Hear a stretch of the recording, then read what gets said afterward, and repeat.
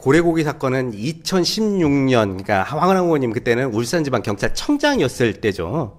근데 그 불법 포획하고 유통한 고래고기 27톤을 그거를 이제 잡았는데 그거를 울산지검이 피해자들한테 돌려줬단 말이에요.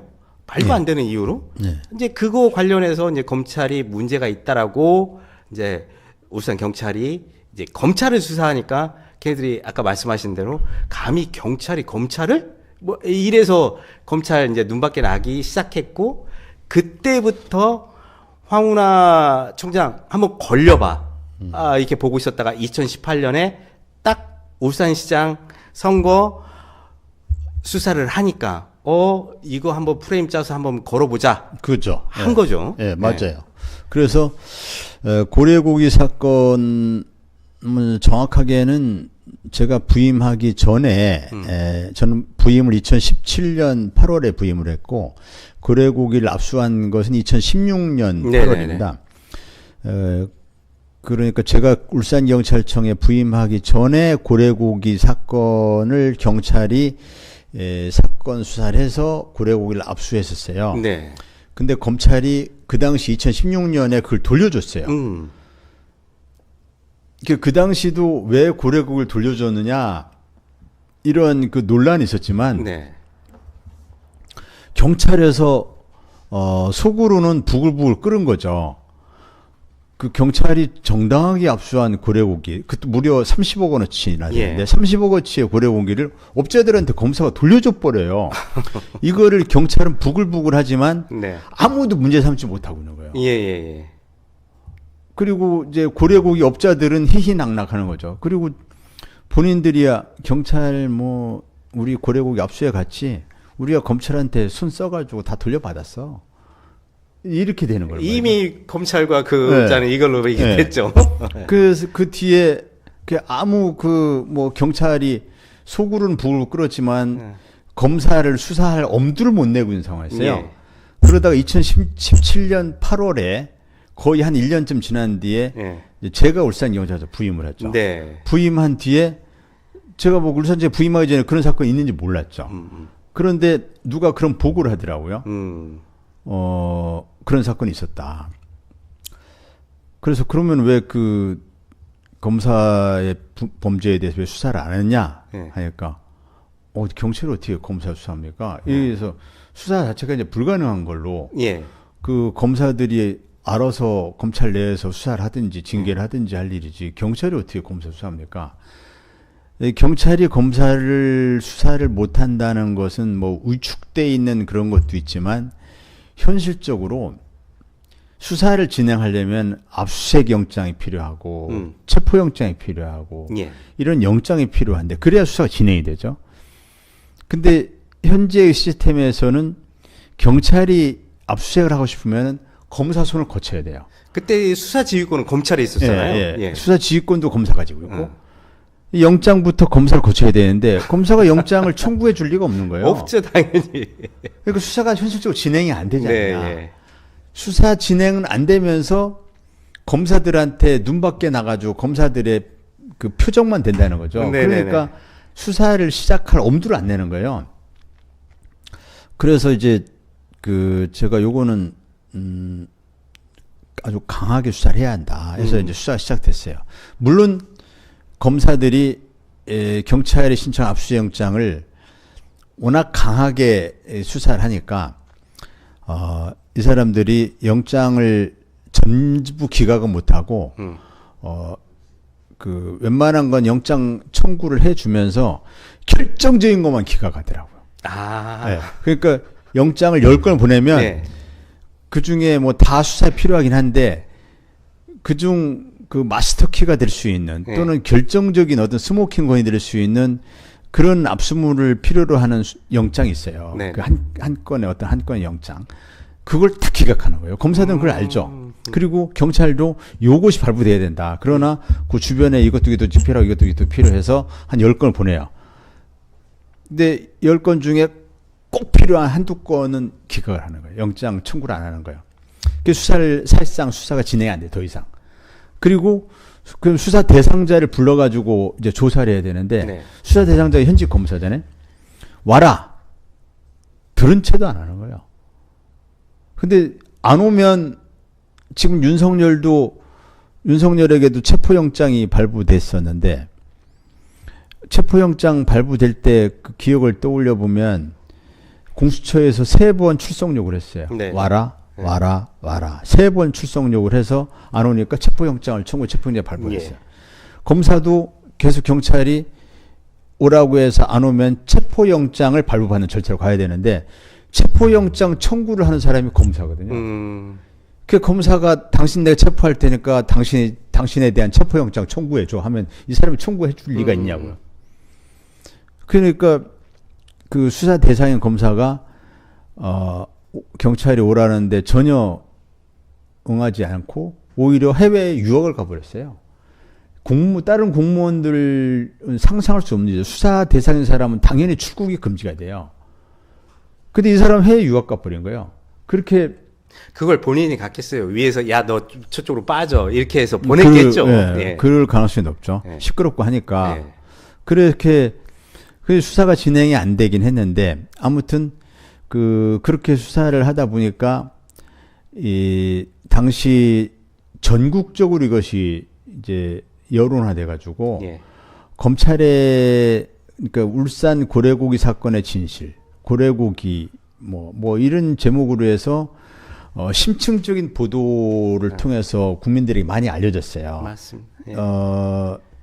예를 들어서 뭐 MBC PD수첩 같은 경우도 이것을 한 꼭지를 굉장히 많은 시간을 할애해가지고 고래고기의 진실인가 뭐 이런 식으로 해서 이걸 저도 봤습니다. 심층적으로 다루고 그랬어요. 그렇게 해서 네. 여론화가 되니까 검찰이 이제 아주 엄청난 망신을 당한 거죠. 네. 그래서 그때부터 이 친구들이 이제 앙심을 푼 겁니다. 어쨌든 그 황은하 의원이 지금 울산 그 고래고기 환부 사건, 그 이에 울산시장 선거 개입 사건 이걸로 인해서 지금 검찰, 경찰, 뭐 수사권 조정 뭐 이거를 계속 진행을 하셨잖아요. 근데 이제 결국은 그 중심에 황운하 의원님의 그 사건이 2개가 이제 자리 잡고 있었는데 그러면서 이제 검경 수사권 조정을 하셨는데 사실 지금에 와서는 반쪽짜리밖에 안 됐어요. 앞으로도 이걸 보시면서 어떻게 검찰의 독립, 중립 이런 걸 만들기 위해서 제도를 어떻게 하실 건지. 예. 그 말씀을 드리기 전에 짧게 예. 그 김기현 수사를 얘기하지 않을 수 없는데 네.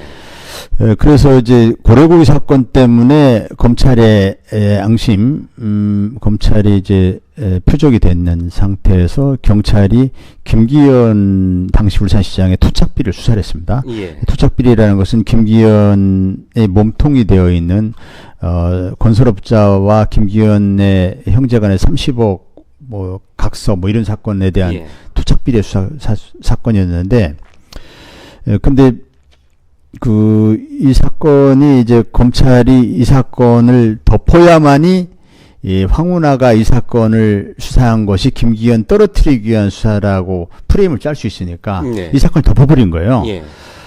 이 과정에서 그 2명의 검찰의 이제 무리한 수사죠. 네.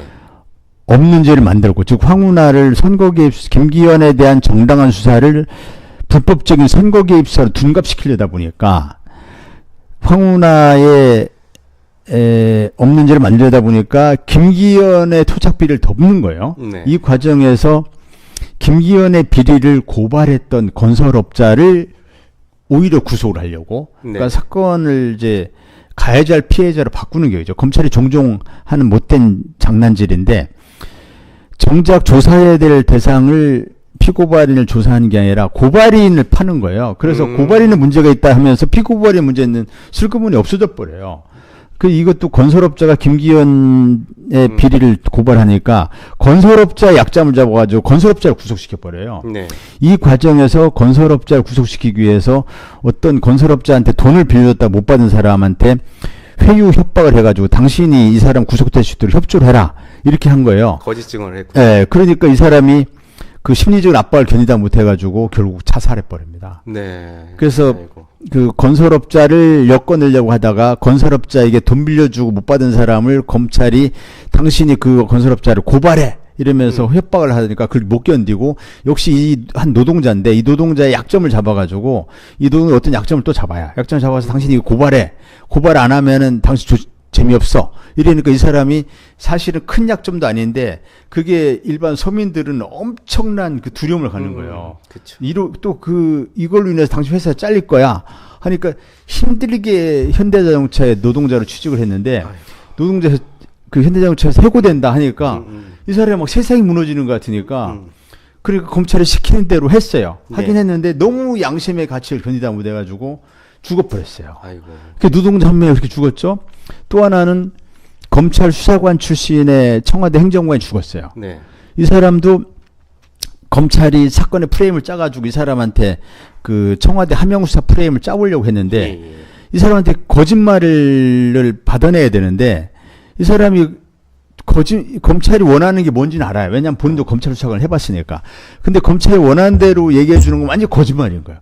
근데 이 얘기를 안 하면 이 사람도 검찰이 결정적인 약점을 갖고 있었어요. 약점을 딱 쥐고 있는 거예요. 그러니까 본인이 그걸 아는 거예요. 내 약점을 검찰이 알고 있다. 이거면은 내가 공직생활도 못하고 가정도 어려워지는 뭐 이런 약점을 딱 갖고 있는 거예요.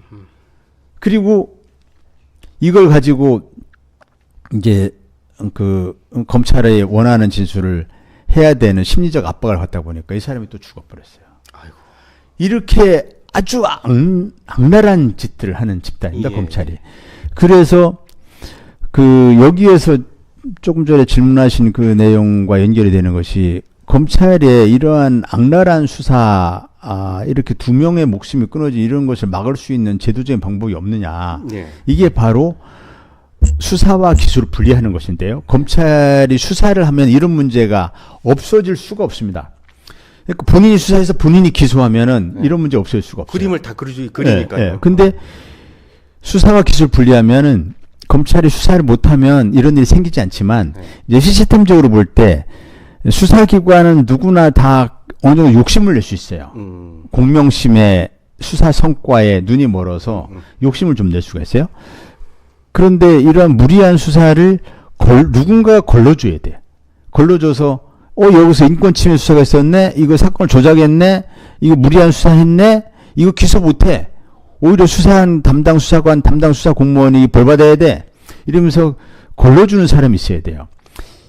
그래서 수사하는 사람 따로, 이걸 걸러주는 사람 따로 있어야 되는 거예요. 이게 걸러져야 이게 무리한 수사가 없어지는 거죠. 이게 수사 기소 분리 시스템인 겁니다. 근데 지금 우리 검찰은 기소도 하는데 수사도 해요. 수사도 하는데 기소도 해요. 그러니까 내가 수사해서 내가 기소해. 또 기소하겠다는 목표를 세워놓고 꿰맞추기 수사를 해요. 그러니까 억울한 사람들이 많이 재판에 넘겨지는 거예요. 수사하다가 이거 아닌가 보다 하면 수사를 접어야 되는데 또 이제 무리하게 기소해달라고 해봐야 기소하는 데서 스크린 해가지고 기소를 안 하는데 이게 수사도 하고 기소하니까 억울함이 풀어지지가 않는 거예요. 잘못된 수사가 걸러질 방법이 없는 거예요. 또 누군가를 표적으로 삼으면은 꿰맞추기 수사를 하기 때문에 사건을 조작해버려요. 그리고 나중에 무죄 봐야 책임 안 져요.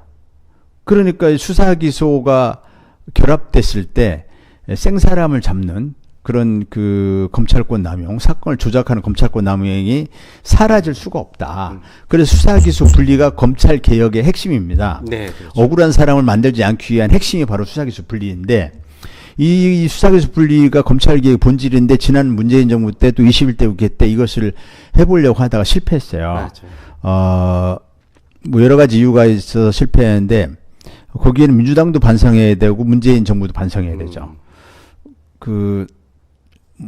대선에서 지고 나서 부랴부랴 해보려고 했어요. 그러니까 대선에서 지기 전에는 뭐 하고 있다가 그 많은 세월 뭐 하고 있다가 대선에서 지고 나니까 윤석열이 집권을 얼마 안 남겨두고 취임을 뭐 한 달이나 남겨두고 그때 부랴부랴 법을 만들려고 하니까 여론이 안 좋아지는 거죠. 실패한 거예요. 그래서 제대로 수사기소도 분리되지 않는 이런 걸 가지고 법을 만들어 놓다 보니까 이 한동훈이가 법무장관으로 취임을 해가지고 이 법을 지멋대로 자의적으로 해석을 해가지고 이 법의 취지와 완전히 역행하는 법의 취지와 정반대로 가는 하위법 시행령을 만들어서 검찰 수사권을 다 돌렸죠, 다시. 다 돌려놔 버렸어요. 네. 그러니까 검찰 개혁을 하나마나 말짱 도롱으로 만들었어요. 네. 그래서 검찰 개혁은 지금 새로 시작해야 됩니다. 새로 시작해야 돼서 조국 혁신당이 가장 큰 개혁 과제를 지금 검찰 개혁 과제로 생각하고 있고, 이 검찰 개혁 과제는 이번에 이제 탄핵 정국인데, 탄핵 정국에서 조국 혁신당은 후보를 내는 것을 원칙으로 하고 있지만, 그러나 후보를 내든 안 내든 이번에 다수파 연합을 만들어서, 네. 즉 다수파라는 것은 민주헌정을 수호하고자 하는 세력, 소수파는 내란 세력이겠죠. 네. 이렇게 다수파인 민주헌정 수호 세력으로 다수파를 만들어가지고, 이 다수파가 내란 세력을 큰 표차로, 압도적인 표차로 이기는 그러한 대선 구도를 짜가지고, 여기에서 대선 전에 수사기수 분리의 검찰개혁 입법을 마무리 짓는 걸 목표로 이제 대선에 참여할 겁니다. 그래서 구도를 그렇게 짜가지고 우리 조국신당이 내세우는 그러한 과제가 수용될 수 있도록 후보를 뽑는 거죠. 그 후보가 누가 됐든 그렇게 대선에 참여해서, 예컨대 그 범민주 진보 진영의 단일 후보 누군가를 뽑아가지고, 그래서 이쪽 소수파인 내란 세력의 한 후보와 1대1로 대결 구도 형성해서 압도적인 표차로 이기는 이런 대선 구도에 조국신당이 주도적으로 참여를 해가지고 검찰 개혁을 반드시 이제 이루도록 하는 것이 지금 이제 조국신당의 가장 큰 목표고요.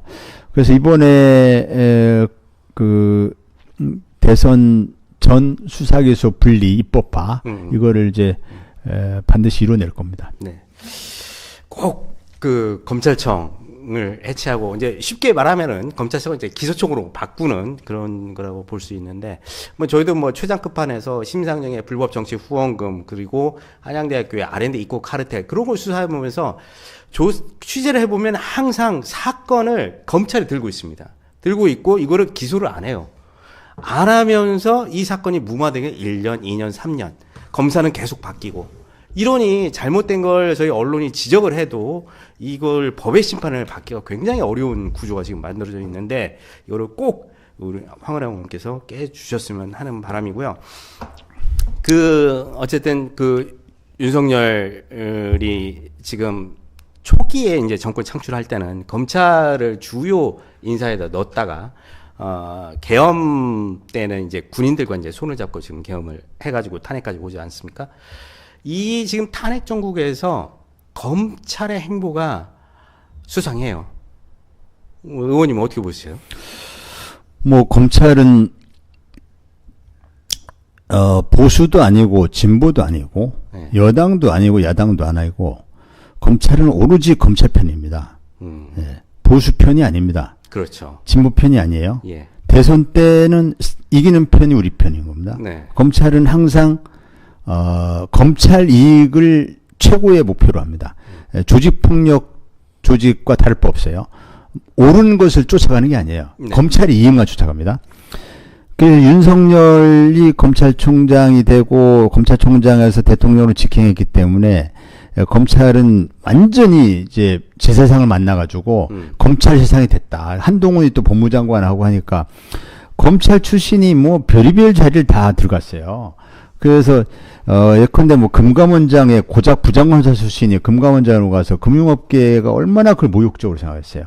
그런 인사가 뭐 한두 군데가 아닌데, 아무튼 검찰이 완전히 제 세상을 만난 듯 그렇게 한동안 지냈다가 윤석열을 위한 충견 역할을 충실히 해왔죠, 그때는. 네. 그래서 윤석열 범죄는 물론이거니와 네. 김건희 범죄를 막 덮은 거예요. 뭐 명품백을 받아도 무혐의, 네. 뭐 뭘 해도 무혐의인 거예요. 네, 김건희 도이치모터 주가 조작을 해도 무혐의, 다 무혐의로 사건을 막 덮고, 김건희 조사받으러 갈 때 조사 뭐 하긴 해야 되니까 그 출장 조사 가서 핸드폰 다 반납하고 완전히 황제 아련하듯이 그렇게 그런 아주 충견 역할을 하던 검찰이 윤석열이 내란죄를 저지르고 이제 윤석열이 끝났다라는 생각이 드는 순간 가장 빠르게 태세 전환을 해가지고 네. 내란죄 수사에서 내란 우두머리로 윤석열을 수사하겠다 딱 나선 겁니다. 예, 참 웃긴 조직이에요. 예. 그래서 이제 윤석열을 직접 그 수사 대상으로 삼아가지고 윤석열을 수사해 보려고 하다가 이제 지금은 이제 공수처가 이제 수사를 뭐 결국 수사 진행 못했지만 공수처가 하다가 이제 검찰 다시 넘겨가서 검찰이 수사해 보려고 하다가 이제 법원에서 공수처가 수사한 사건은 검찰이 더 이상 보완수사를 할 수가 없다. 이렇게 공수처가 제동을 걸어서 이제 더 수사 못했죠. 이제 그런 상황에서 최근에 이제 뭐 윤석열 반대 찬핵 반대 집회도 뭐 많이 열리고 뭐 이렇게 여론이 좀 수상하게 돌아가고 하니까 그 검찰이 또 눈치를 보는 것 같은 낌새가 좀 보여요. 자세가 좀 바뀌어 있습니다. 지금. 예, 그래서 이전에 그 윤석열을 가장 앞장서서 윤석열을 공격하려고 하던 검찰이 지금 이제 대표적인 것이 김성훈 경호차장에 대한 수사예요. 김성훈 경호차장에 대한 수사 경찰이 수사하고 있는데 이걸 계속 검찰이 구속영장을 발열하고 있어요. 검찰이 발려하고 있죠. 네, 계속 발려하고 있어요, 검찰이. 근데 이 김성훈 경호차장에 대한 수사 과정에서 여러 가지가 등장할 수 있거든요. 비화폰. 네. 그래서 요 사건을 가지고 이제 더 이상 뭐 이제 더 파헤쳐지는 것을 막으려고 하는 뭐 이런 그래서 그 윤석열에 대한 수사는 뭐 현재 윤석열을 검찰이 내란 우두머리 혐의로 기소를 했기 때문에 공소유지야 제대로 하지 않을까라는 그런 뭐 생각을 들긴 하는데 그러나 안심할 수 없습니다. 그래서 바로 특검이 필요한 겁니다. 맞습니다. 검찰 믿을 수가 없어요. 그래서 내란 특검을 통해서 이제 검찰이 아닌 특검이 공소유지를 해야 좀 안심할 수 있습니다. 맞습니다. 이렇게 뭐 특검을 꼭 해야 저희가 이제 내란 세력들을 다 잡을 수가 있는 겁니다. 자, 오늘 많은 얘기를 나눠보고 싶은데 사실 의원님 이제 다시 또 올라가셔야 돼서 시간이 촉박한데 마지막 한 말씀 여러분 시청자분께. 네, 이제는 이런 잘못된 검찰권 행사로 인해서 저 같은 피해자가 더 이상 나와서는 안 되고, 저는, 이런 일이 생긴 것이 저에게 하늘이, 검찰 개혁을 당신이 검찰 개혁을 위해서 몸바쳐라라고 하는 하늘이 내린 미션이라고 생각합니다. 제가 이런 겪지 않아도 되는 고통을 겪는 이유는 바로 그런 하늘의 뜻이 있다고 생각합니다. 그래서 잘못을 저지른 윤석열 비롯해서 잘못된 검사들을 철저하게 책임을 물어서 그 사람들을 응징할 겁니다. 첫 번째는 그렇게 해야 돼요. 두 번째는 검찰 제도 개혁을 할 것이고, 세 번째는 김기현의 범죄를 반드시 낱낱이 파헤쳐가지고 제대로 수사받고 단죄돼야 되는 그런 김기현 그 덮인 범죄를 밝혀야 된다. 이런 세 가지 과제가 제 앞에 놓여 있다고 생각합니다.